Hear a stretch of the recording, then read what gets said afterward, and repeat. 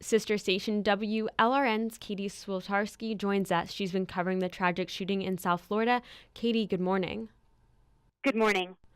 I know our listeners would like to know if there's any new details you can share. Right now, I'm outside one of the four grief counseling locations. It's at a nearby park just blocks away from the school. The American Red Cross has disaster relief units out here, actually. And, students are trickling in, whether they're with friend groups or with their parents.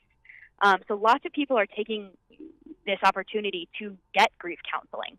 A lot of students, walking in just with their friends, trying to stay strong. Vigils aren't until later today. But, I've spoken to parents who, they know other parents who have lost kids and, their kid's best friend passed away. So it hits very close to home for this community. And a lot of people might not know, but Parkland, it's a very affluent, well-to-do community. There's a big equestrian group out here. It's very suburban. It's away from that hustle and bustle of Miami.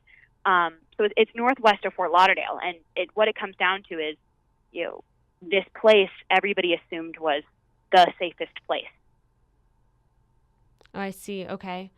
And I guess at this time, do we know anything more about the victims?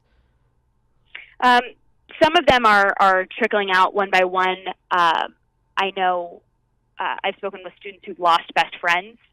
So there's been no official release of names yet, but some students are starting to share, social media memorials to their friends and try to band together that way. Okay. And in addition, how is the community reacting less than 24 hours after?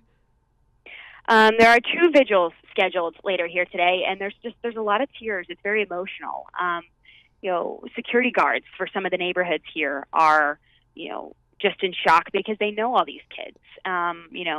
The park ranger here where I'm at, people always joked, Officer Perry would never need the gun, and yesterday he was helping get kids out. So it's stories like that of these local heroes that everybody knew and never knew this kind of situation would unfold this way. But people reacted as best they can, and today it's just kind of, people are in shock, but there are a lot of community efforts to hold candle lights and make cards and be together. Okay. And were you on the scene yesterday when this happened?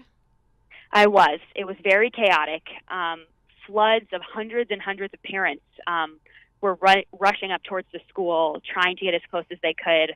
The FBI and the Broward County Sheriff's Office were keeping them back, understandably. More police cars than the eye could see. All 31 cities in Broward County sent law enforcement.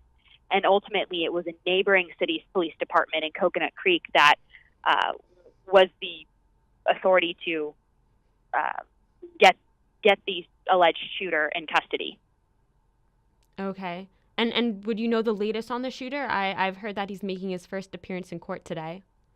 That is expected, yes. He has been charged with 17 counts of premeditated murder. He was briefly taken to the hospital last night for exacerbated breathing and was booked this morning into the Broward County Jail. Okay, well, Caitie, thank you so much for this information.